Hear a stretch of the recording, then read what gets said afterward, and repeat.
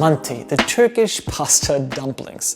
The most popular type of manti, small squares of dough with various fillings, are those made in Kayseri. Now this central Anatolian version contains a spoonful of mint sealed into a small parcel, but they use cheese elsewhere. Now the manti are dropped into boiling water and topped with yogurt and pulled biber, which is like chili flakes.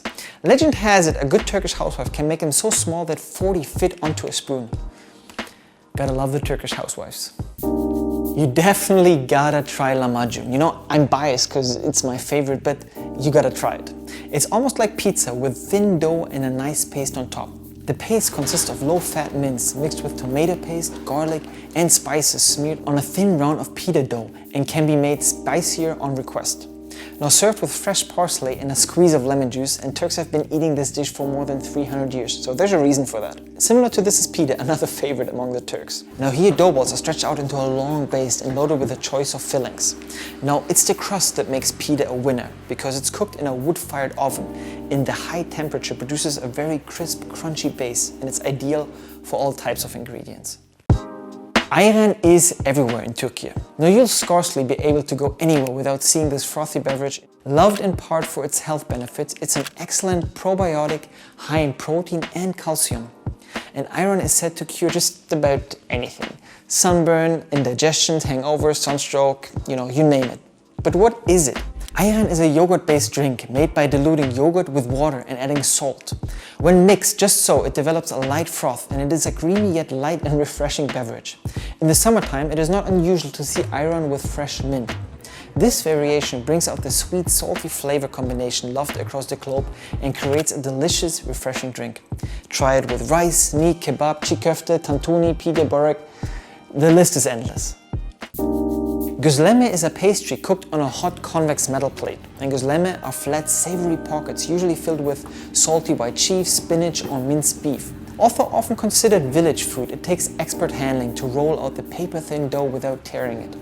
Now the word göz means eye, and the name gözleme is believed to come from the dark spots, the very dark spots that form as the pastry cooks and absorbs the oil on the sack. Now usually it's older ladies sitting in front of the metal plates making this food. So when you see an old lady, go there and take one, you will not regret it.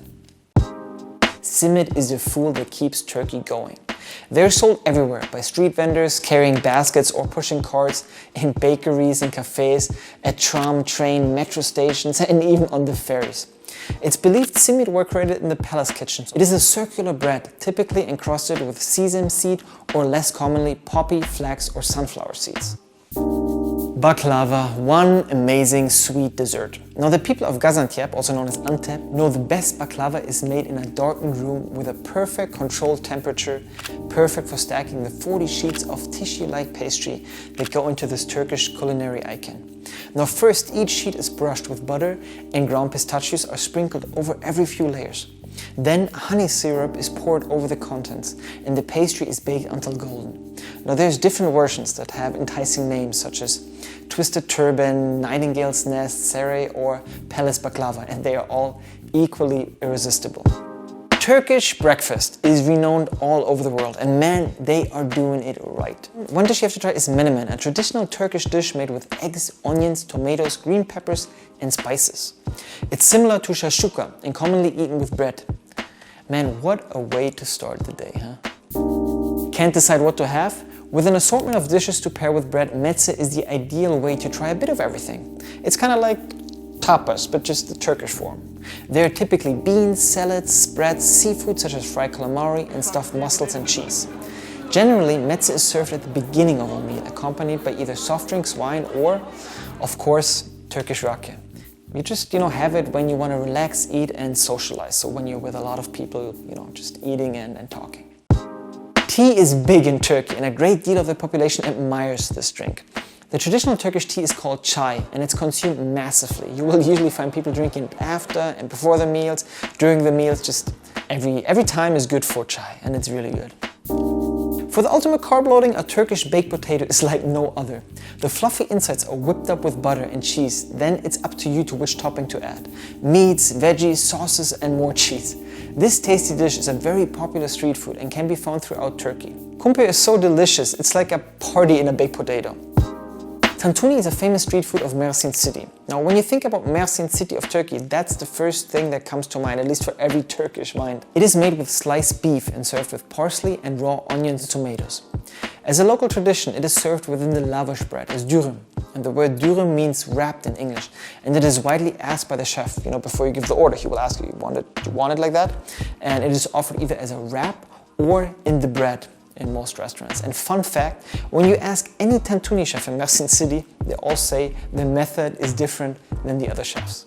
Kokorek is a delicious food that is made from baby lamb sweetbread, small intestines and large intestines. Okay, it doesn't sound so tasty, but wait. After all ingredients are cleaned and rinsed, it wraps onto a cast iron skewer and then cooks on the charcoal grill. Once it cooked on the fire, it is served with a bread or a plate with various spice seasonings. It is widely consumed in Turkey, Azerbaijan and some other Turkic countries, and especially after a night out in the club. This is what people have. Çiğ köfte. This dish originates from Sanliurfa, using raw ground beef, combined with bulgur, tomato paste, onion, garlic, pepper and Turkish spices. The mix is kneaded until it was declared ready, and this is how they decided if it's ready. They throw a piece up in the ceiling, and when it's stuck there, doesn't fall down, then it's ready. I'm not sure if they still do it like that, but there's one change that happened. These days, the meat has been totally replaced by bulgur and sometimes grounded walnuts, which makes it, a healthier but equally tasty choice for a dish. Kebab is a widely referred name for a variety of meat dishes derived from the Middle East that are either cooked on a skewer over a grill or in a vessel. Now, the ingredients in kebabs can vary between lamb, mutton and beef. Referred to as döner, the döner kebab along with shish kebab are the most familiar forms of kebab known worldwide. And both are delicious in their own right. Now, döner is named after the rotating spit used to cook upright stacked meat, which is then cut into very thin slices. One of the most famous and beloved forms of döner kebab is Iskender kebab, so definitely try that out. With thin slices of döner served over cubes of freshly baked pita bread, topped with tomato sauce and accompanied by yogurt, which is then doused in sizzling butter at the table. It's so good. Now, Adana and Urfa are the names of two types of kebabs that are both prepared using minced meat, which is molded into patties on flat iron skewers and grilled over a burning flame. Named after the two cities in Turkey and most famed for their kebabs, the only difference between the two is the level of spiciness, with Adana kebab, bringing on the heat and Urfa kebab being a bit more subtle.